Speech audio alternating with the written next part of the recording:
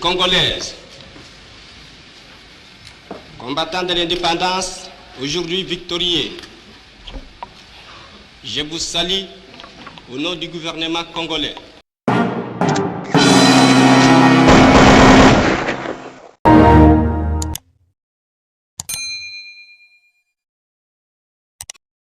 Patrice Lumumba, de son vrai nom Elias Okita Sombo, né le 2 juillet 1925 à Onalua, est mort assassiné le 17 janvier 1961 près d'Elisabethville au Katanga, est un homme d'État congolais, premier ministre de la République démocratique du Congo de juin à septembre 1960.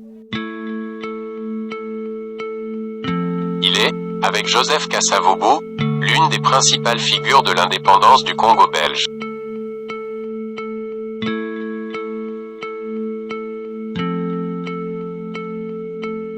Il est considéré en République démocratique du Congo comme le premier héros national du pays post-indépendance.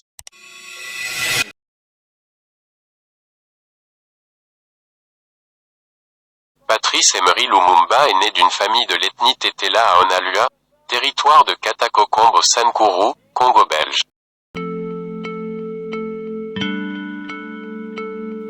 Il fréquente l'école catholique des missionnaires puis, élève brillant, une école protestante tenue par des Suédois.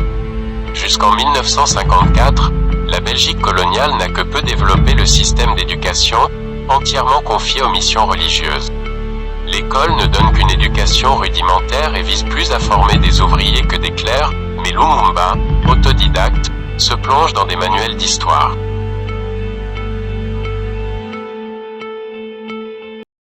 Il travaille comme employé de bureau dans une société minière de la province du Sud Kivu jusqu'en 1945, puis comme journaliste à Léopoldville et Stanleyville employé de 2 classes à la Poste, période pendant laquelle il écrit dans divers journaux.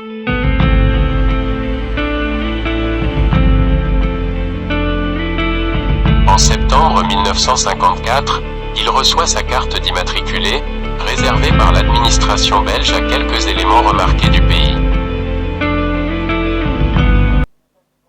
Il découvre, en travaillant pour la société minière, que les matières premières de son pays jouent un rôle capital dans l'économie mondiale, mais aussi que les sociétés multinationales ne font rien pour mêler des cadres congolais à la gestion de ces richesses.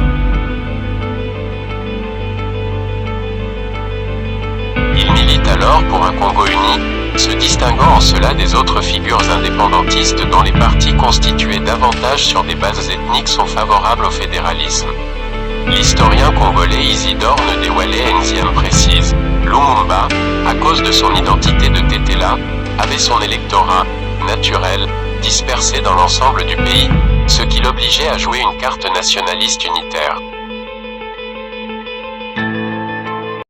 Il ne plaide pas pour une indépendance immédiate, d'autant plus qu'il a pris conscience que les frontières du Congo belge et des colonies françaises, anglaises et portugaises voisines sont arbitraires, fixées par les puissances coloniales, ce qui posera un jour la question de répartir les richesses entre les futurs pays africains indépendants. En 1955, il crée une association, APIC, et aura l'occasion de s'entretenir avec le roi Baudouin en voyage au Congo, sur la situation sociale des Congolais. Le ministre belge en charge à l'époque de la politique coloniale, Auguste Buisseret, veut faire évoluer le Congo et, notamment, développer un enseignement public. Lumumba adhère au Parti libéral, parti de ce ministre, et y attire des notables congolais. En 1956, il répand alors une lettre circulaire parmi les membres de l'association des évolués de Stanleyville dont il est le président et dans laquelle il affirme « Tous les Belges qui s'attachent à nos intérêts ont droit à notre reconnaissance. Nous n'avons pas le droit de saper le travail des continuateurs de l'œuvre géniale de Léopold II. » Et, en compagnie de plusieurs notables congolais, il se rend en Belgique sur invitation du Premier ministre.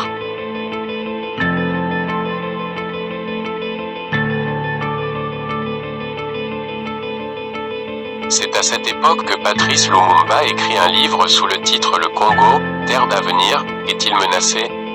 Dans cet ouvrage, il plaide pour une évolution pacifique du système colonial belge dont il reste partisan. Emporté par l'évolution rapide des événements qui vont mener à l'indépendance, Lumumba ne prend pas le temps de publier ce livre.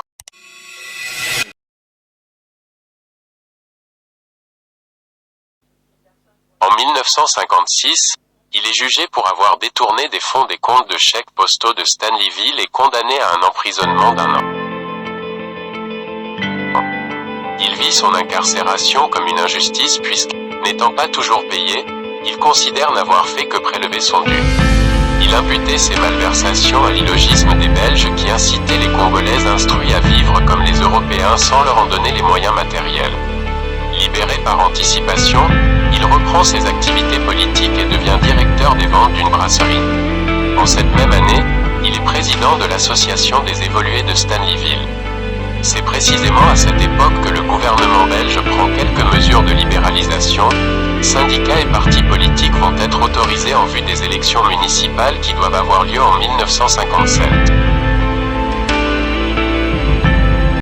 Les partis politiques congolais sont parrainés par ceux de Belgique et Lumumba, classé pro-belge par ses discours et ses rapports avec les libéraux belges, est inclus dans l'amicale libérale.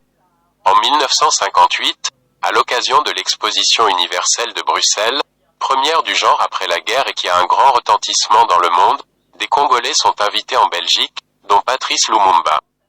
Mécontent de l'image peu flatteuse et paternaliste envers le peuple congolais présentée par l'exposition, Lumumba se détache des libéraux et, avec quelques compagnons politiques, noue des contacts avec les cercles anticolonialistes de Bruxelles. Dès son retour au Congo, il crée avec Gaston Diomi Ndongala, Joseph Iléo etc. le mouvement national congolais, à Léopoldville le 5 octobre 1958.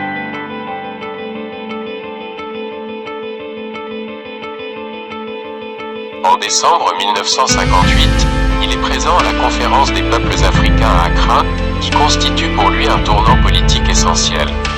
Il y rencontre, entre autres, l'antillo-algérien Frantz Fanon, le Ghanéen Kwame Nkrumah et le Camerounais Félix Roland Moumié, qui ont notamment en commun d'insister sur les effets délétères du régionalisme, de l'ethnisme et du tribalisme qui selon eux minent l'unité nationale et facilitent la pénétration du néocolonialisme.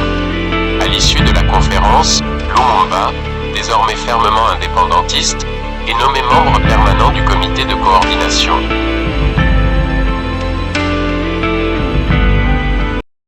De retour au Congo, il organise une réunion pour rendre compte de cette conférence et il y revendique l'indépendance devant plus de 10 000 personnes. Il décrit l'objectif du MNC en évoquant la liquidation du régime colonialiste et de l'exploitation de l'homme par l'homme. En 1959, la répression s'abat sur les mouvements nationalistes. En janvier, l'interdiction d'un rassemblement de l'Abaco fait officiellement 42 morts selon les autorités coloniales, mais plusieurs centaines selon certaines estimations. L'Abaco est dissoute et son dirigeant, Joseph Kasavubu, déporté en Belgique. En octobre, lors du congrès national du MNC à Stanleyville, les gendarmes tirent sur la foule faisant 30 morts et des centaines de blessés. Lumumba est arrêté quelques jours plus tard, jugé en janvier 1960 et condamné à 6 mois de prison le 21 janvier. L'arrestation et la torture de Lumumba en 1959, suivis par des émeutes exigeant sa libération, sont des moments décisifs qui exposent la répression belge et catalysent le soutien international pour l'indépendance du Congo. Débarrassée de Lumumba, qu'elle considérait comme le chef de la tendance radicale des indépendantistes, les autorités belges organisent des réunions avec les indépendantistes. Une table ronde réunissant les principaux représentants de l'opinion congolaise a lieu à Bruxelles, mais les délégués congolais refusent unanimement de siéger sans Lumumba. Celui-ci est alors libéré en toute hâte le 26 janvier pour y participer. Alors qu'il espérait profiter des tendances contradictoires d'un ensemble hétéroclite, le gouvernement belge se trouve confronté à un front uni des représentants congolais et, à la surprise de ceux-ci, accorde immédiatement et, dans la plus totale improvisation, au Congo l'indépendance, qui est fixée au 30 juin 1960.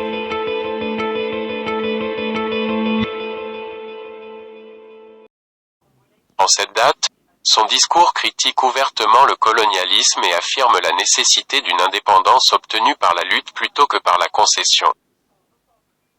Des élections générales, les premières dans l'histoire du Congo encore belge, ont lieu en mai 1960, que remporte avec près d'un tiers des votes le mouvement national congolais de Patrice Lumumba.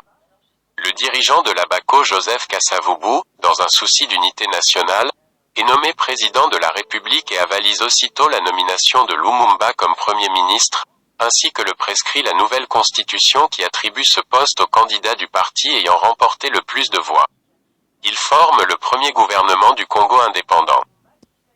Le 30 juin, lors de la cérémonie d'accession à l'indépendance du pays, Lumumba, qui a définitivement chassé les libéraux et s'est entouré de conseillers étrangers de gauche, prononce un discours virulent dénonçant les abus de la politique coloniale belge depuis 1885.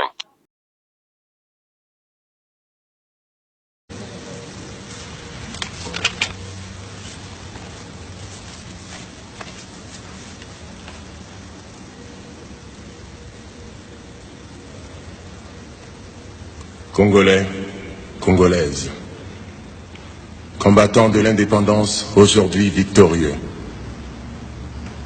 L'indépendance du Congo, si elle est proclamée aujourd'hui dans l'entente avec la Belgique, pays ami, avec qui nous traitons d'égal à égal, nul Congolais digne de ce nom ne pourra jamais oublier que c'est par la lutte qu'elle a été conquise. Une lutte dans laquelle nous n'avons ménagé ni nos forces, ni nos privations, ni nos souffrances, ni notre sang. Nous avons connu le travail harassant, exigé en échange de salaires de misère. Nous avons connu les ironies, les insultes, les coups que nous devions subir matin, midi et soir, parce que nous étions des nègres. Qui oubliera les fusillades où périrent tant de nos frères, les cachots où furent brutalement jetés ceux qui avaient échappé aux balles des soldats dont les colonialistes avaient fait l'outil de leur domination. Tout cela, mes frères, nous en avons profondément souffert et nos blessures sont trop fraîches et trop douloureuses encore pour que nous puissions les chasser de notre mémoire. Tout cela, mes frères, nous vous le disons tout haut, tout cela est désormais fini. La République du Congo a été proclamée. Et notre pays est maintenant entre les mains de ses propres enfants. Nous allons établir ensemble la justice sociale et assurer que les terres de notre patrie profitent véritablement à ses enfants.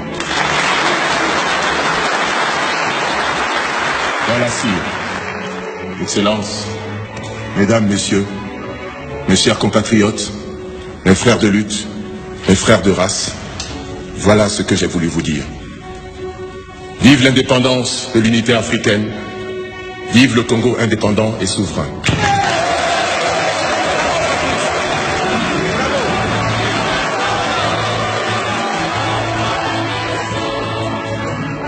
Il prend le contre-pied de la politique modérée de ses débuts telle qu'on peut la découvrir dans son livre Le Congo, Terre d'avenir, est-il menacé ? Écrit en 1956, où il ne revendiquait pour le Congo qu'un simple statut d'autonomie.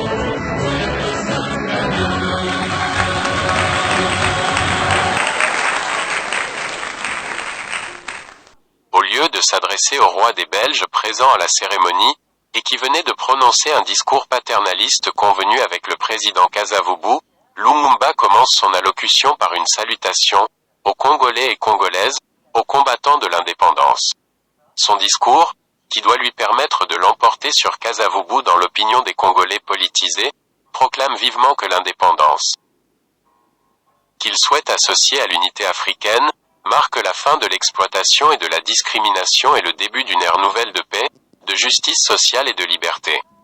Le roi des Belges se sent offensé alors qu'il se considère comme le père de l'indépendance congolaise, ayant été l'auteur, en janvier 1959, d'un discours radiophonique par lequel il a été le premier Belge à annoncer officiellement qu'il fallait mener le Congo belge à l'indépendance, sans vaine précipitation et sans atermoiement funeste.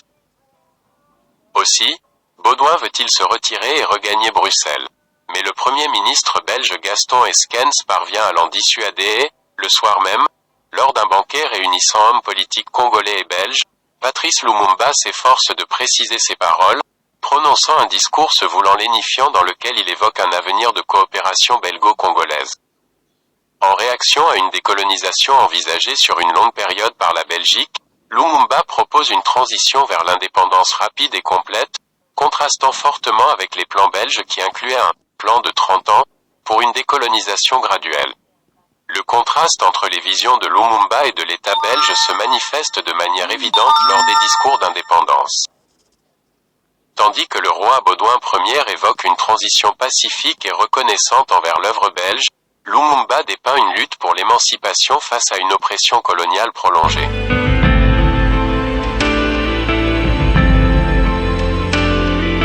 Nous avons connu le travail harassant exigé en échange de salaires qui ne nous permettait ni de manger à notre faim, ni de nous vêtir ou nous loger décemment, ni d'élever nos enfants comme des êtres chers. Nous avons connu les ironies, les insultes, les coups que nous devions subir matin, midi et soir, parce que nous étions des nègres. Nous avons connu les souffrances atroces des relégués pour opinions politiques ou croyances religieuses. Exilés dans leur propre patrie, leur sort était vraiment pire que la mort même. Qui oubliera enfin les fusillades où périrent tant de nos frères, les cachots où furent brutalement jetés ceux qui ne voulaient plus se soumettre au régime d'injustice, d'oppression et d'exploitation. Nous qui avons souffert dans notre corps et dans notre cœur de l'oppression colonialiste, nous vous le disons tout haut. Tout cela est désormais fini. Extrait du discours de Patrice Lumumba.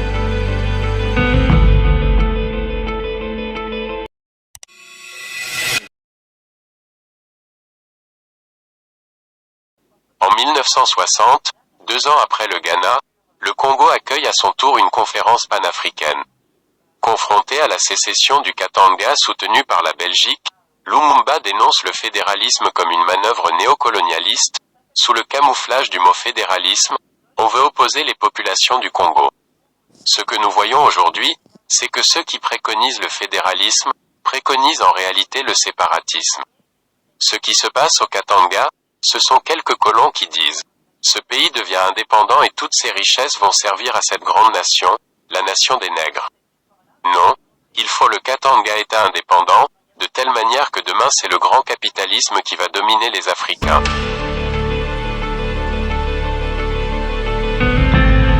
Mais les effets du premier discours de Lumumba, retransmis par la radio, se font rapidement sentir dans la population congolaise.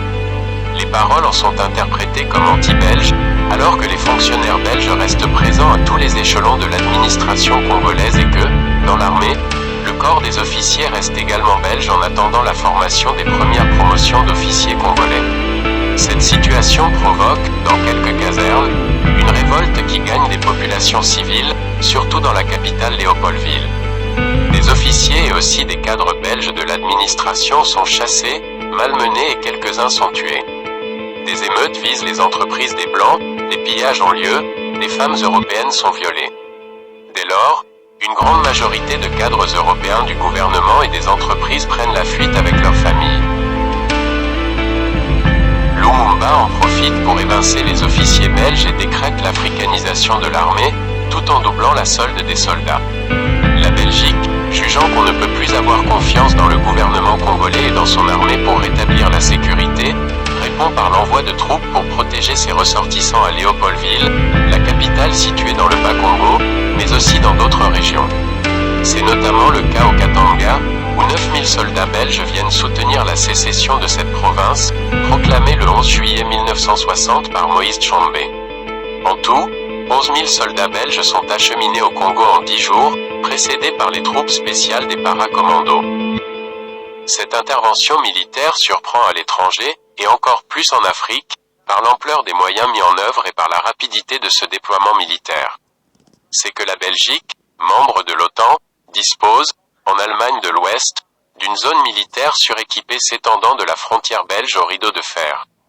L'état-major belge dispose, de ce fait, d'une panoplie de ressources militaires, en partie d'origine américaine, qui lui permettent de déployer avions, transports de troupes et même des navires de la marine de guerre qui vont bombarder des positions congolaises dans l'estuaire du fleuve Congo.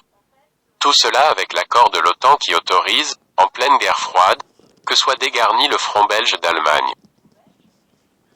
C'est un véritable conflit qui menace d'éclater, ce qui provoque l'internationalisation de l'affaire congolaise avec, à l'ONU, une condamnation par l'Union soviétique et des pays du tiers-monde qui veulent soutenir Lumumba et ses partisans. L'ONU ordonne à la Belgique de retirer ses troupes, mais, après plusieurs résolutions contradictoires, rejette l'option militaire et qualifie le conflit au Katanga de « conflit intérieur ». Le 12 août, Belgique signe un accord avec Tshombe, reconnaissant de facto l'indépendance du Katanga. Alors que Lumumba décide de réagir en envoyant des troupes reprendre la région, l'ONU revient sur sa position initiale et impose militairement un cessez-le-feu, empêchant l'entrée des troupes congolaises. Dans un télégramme en date du 26 août, le directeur de la CIA Allen Dulles indique à ses agents à Léopoldville au sujet de Lumumba: « Nous avons décidé que son éloignement est notre objectif le plus important et que, dans les circonstances actuelles, il mérite grande priorité dans notre action secrète. » Devant la « trahison » de l'ONU, Lumumba en appelle à la solidarité africaine et réaffirme son intention de résister. Tous ont compris que si le Congo meurt, toute l'Afrique bascule dans la nuit de la défaite et de la servitude. Voilà encore une fois la preuve vivante de l'unité africaine. Voilà la preuve concrète de cette unité sans laquelle nous ne pourrions vivre face aux appétits monstrueux de l'impérialisme. Entre l'esclavage et la liberté, il n'y a pas de compromis.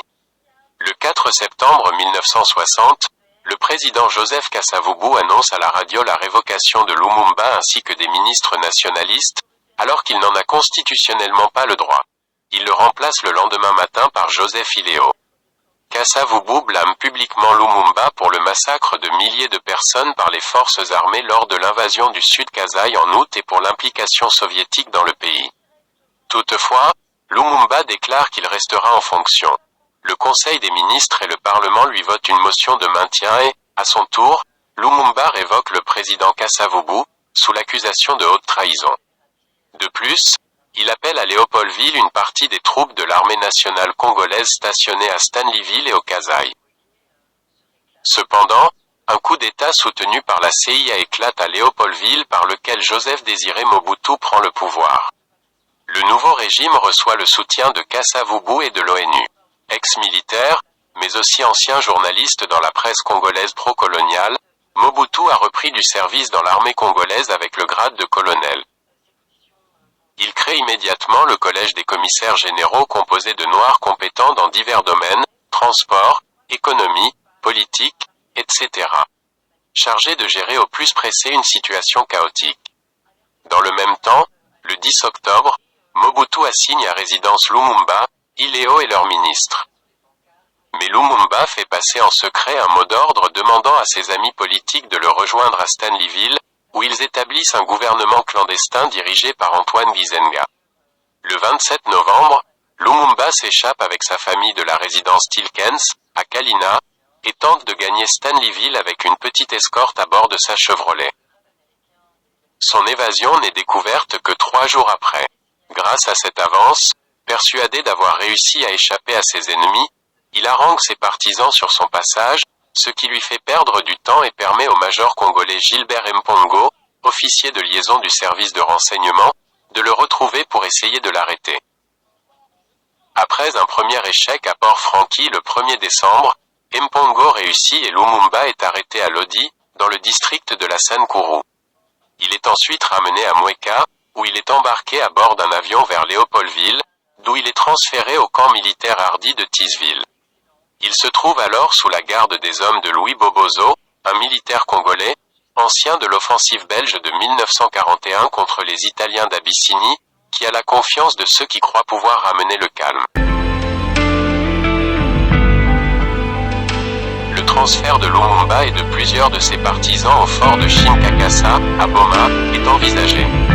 Mais, à la date du 17 janvier 1961, Patrice Lumumba et 2 de ses partisans, Maurice Mpolo et Joseph Okito, sont conduits par avion à Elisabethville, au Katanga, et livrés aux autorités locales. Lumumba, Mpolo et Okito seront conduits sous escorte militaire dans une petite maison, où ils seront ligotés, humiliés et torturés par des responsables katangais, dont Moïse Tshombe, Godefroy Munongo, Évariste Kimba, Kibwe, Kitenge, mais aussi les Belges Gatt et Verscher.